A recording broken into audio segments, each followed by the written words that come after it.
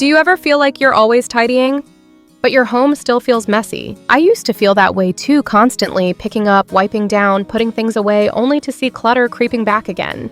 After trying to do everything right, I realized I needed a different approach, something gentler, more realistic.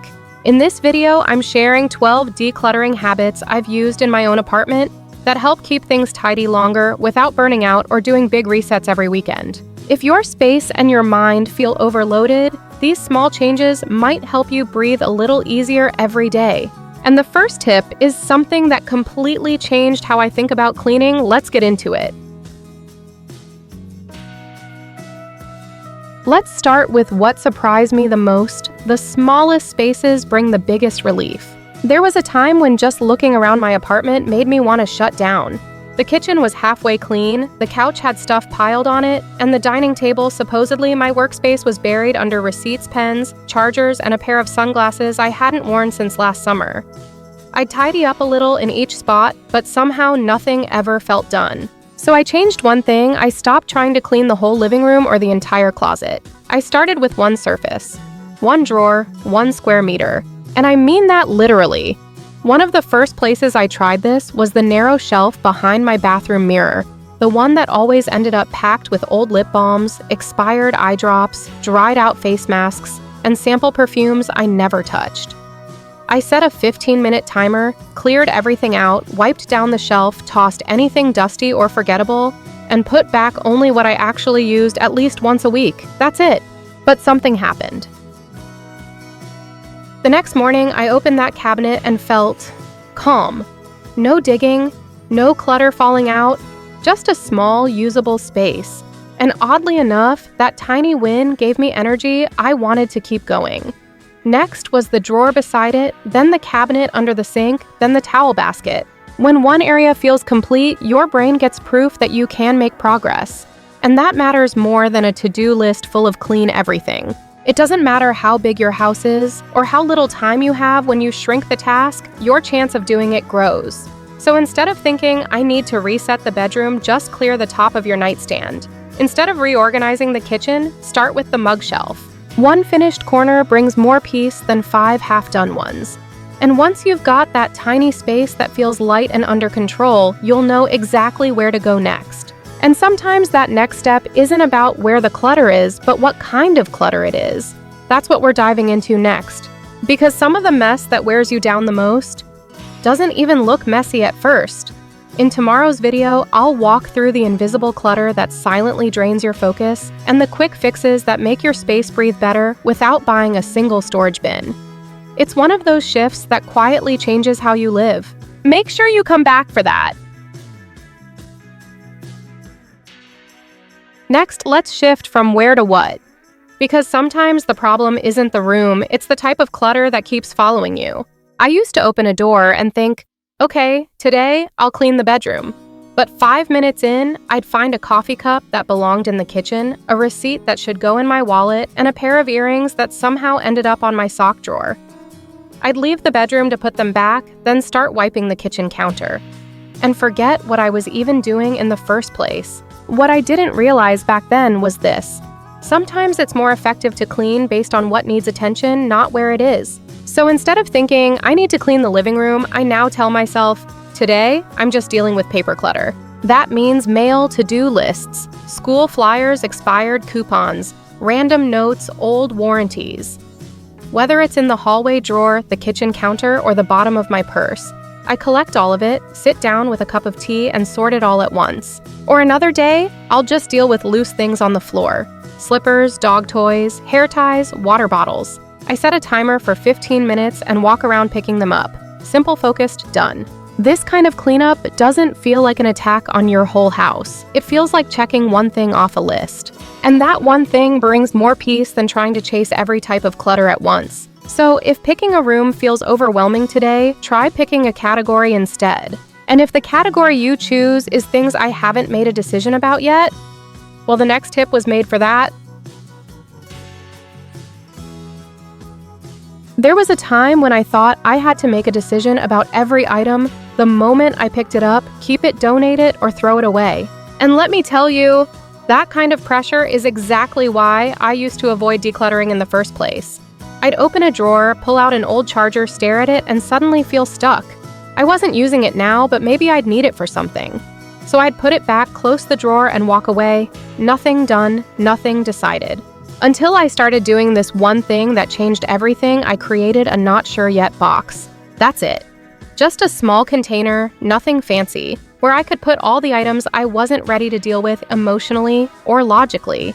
I gave it a label and a date review in 30 days. It could be anything: a top I might wear again, a gift. I felt guilty giving away a tech cable I couldn't identify. Instead of letting those things stall my progress, I gave myself permission to pause, to not decide right now. And here's what's amazing. By the time 30 days passed, I'd usually forgotten about most of it. And when I opened that box again, it became so much easier to let go because time had done the emotional work for me. Some people like to call it a maybe box or a hold zone. Call it whatever feels kind to your brain. But if indecision is the reason you're stuck, give yourself a temporary home for it. Not a permanent one. Just enough space to breathe and come back when you're clearer. This way, you don't let one or two tricky items stop your whole progress. And while we're on the subject of emotional clutter, let's talk about the things we keep, not because we use them, but because they belong to someone we thought we'd be. Now let's talk about a quieter kind of clutter, the stuff we keep for the version of ourselves we haven't become. You know the type. The yoga mat you haven't rolled out in 2 years. The cake decorating kit from that phase where you thought baking might become your thing. Or the bookshelf full of books you feel like you should want to read but never actually reach for. I used to keep a whole bin of art supplies, brushes, acrylics, sketchbooks, because at some point I told myself, when I finally have time, I'll get back into painting. But here's the hard truth, that bin moved with me 3 times. I never opened it once. So now when I'm decluttering, I ask myself a simple but honest question. Does this serve the version of me who lives here today? Not the one I might be one day. Not the one I thought I'd become. Just me as I am now with the schedule, energy, and interests I actually have. This doesn't mean giving up on who you want to be. It just means making space to live more comfortably as who you already are. And honestly, if the future version of you ever needs that item again, she'll find a way to get it.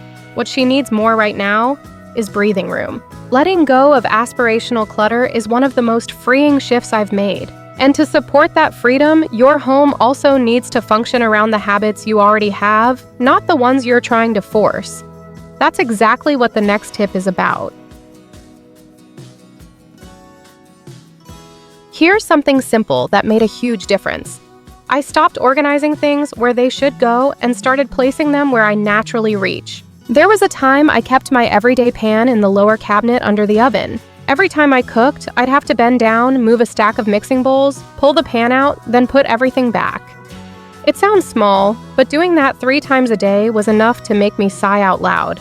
That's when I found this little rule. If you use something often, you should be able to reach it in one step. No bending, no lifting lids, no digging. It's not about being lazy, it's about removing friction. Because when things are hard to reach, we avoid putting them back. And when we avoid putting them back, clutter builds up even if we technically have a system. So I moved that pan. I cleared one easy access drawer near the stove and put it right there.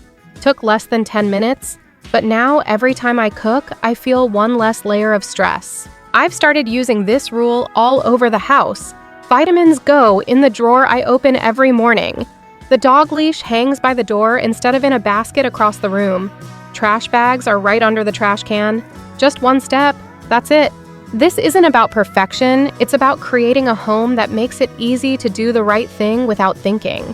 And when your space is built around your real-life movements, staying tidy doesn't feel like a job anymore, it just happens. The next tip takes that even further because sometimes it's not just about where things go, but why they're grouped together in the first place.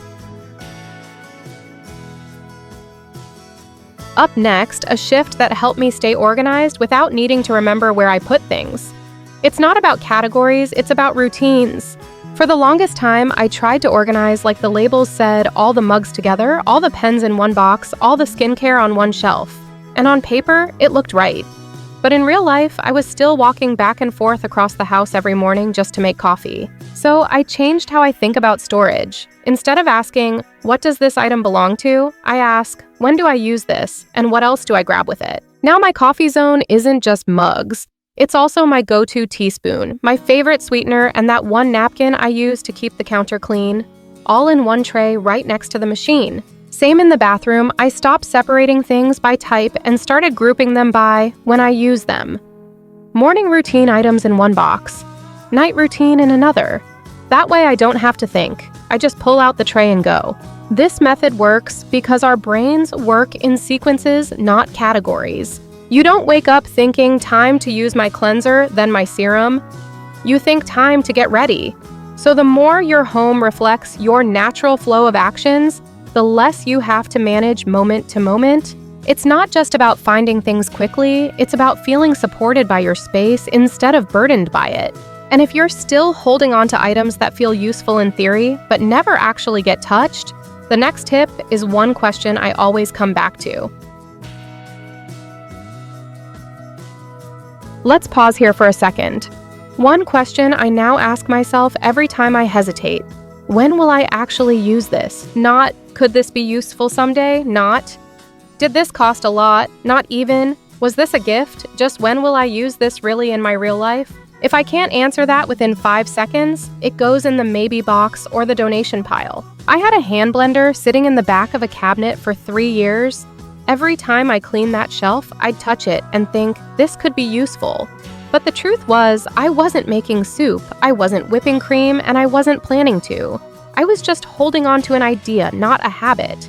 Asking when forces your brain to get honest. Because if you can't picture using it in the next few weeks, not months, not some future project, then chances are you're not really attached to the use, you're attached to the possibility. And that's not the same thing. This little question has saved me hours of indecision. It cuts through guilt-imagined scenarios and even the what-if voice in your head. And when you apply this question regularly, you'll start to notice something interesting. Some things make you feel lighter just by letting them go. Which brings us to the next kind of clutter, not the one that's hidden away, but the one you see every day and feel annoyed by, but never deal with. Let's talk about that. Sometimes the best place to start isn't the most logical. It's the one that quietly annoys you the most. We all have that one spot. Maybe it's the pile of shoes at the door that always gets kicked around, or the tangle of cords behind the nightstand you've been meaning to deal with for a year, or the junk drawer that you open every day, sigh, and close again. I used to think I had to follow some order, like first tackle the closet, then the kitchen, then the storage.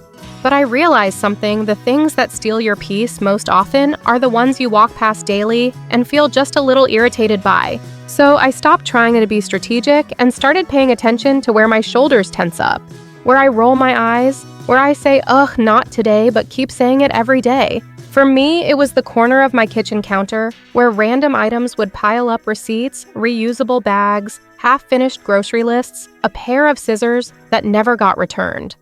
It wasn't a big mess, but it was daily friction.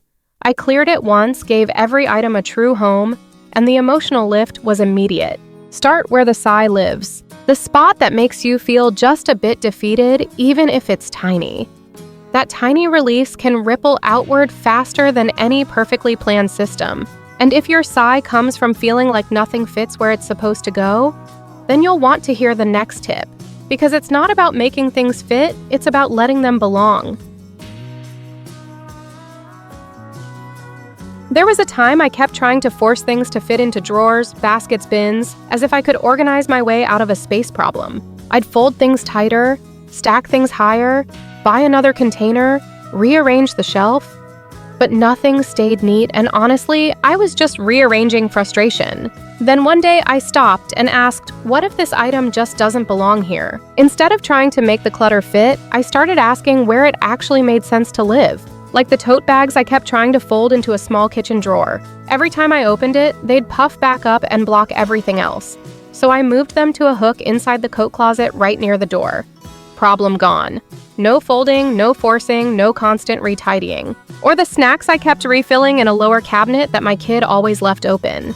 I switched them to a basket on the counter where little hands could reach, and suddenly I wasn't snapping about cabinet doors all day. Sometimes the problem isn't that you have too much stuff. It's that your stuff is in the wrong spot. When you move the item to match how it's used, not just where you think it should go, your home starts to feel more intuitive, less forced. And if you're thinking, but what about the stuff I don't know where to put yet? You're not alone. That's exactly what the next tip is for. Let's talk about the kind of clutter that doesn't have a category, yet the items that float around because they haven't been assigned a place. They're not garbage, but they're not put away either. A receipt you might need later, a small gift you haven't given yet, that one battery that still might be good. It's the kind of stuff you move from surface to surface, not because you're messy, but because your home doesn't know what to do with it yet. I used to feel so defeated by this kind of clutter. I'd tidy a table only to see it fill back up the next day with keys, cables, coupons, takeout menus, sunglasses. It never ended. Then I realized it's not that I'm failing at organizing, it's that some things just need a holding zone. A temporary home until they find a permanent one. So now I have what I call a daily drop spot. It's a small tray near the kitchen, nothing fancy, just a defined zone. And once a week I go through it. 5 minutes, that's it. Toss what I don't need, reassign what found a purpose, and reset the tray for the next cycle. This tiny habit changed everything. Instead of clutter spreading across 5 surfaces, it now gathers in one place, quietly contained, easy to deal with. Not everything in your house needs a permanent solution right away. Sometimes what you need is just one small space that says, it's okay, I'll hold this until you're ready. And when you're ready to define what enough looks like, not emotionally but physically, that's when the next tip comes in.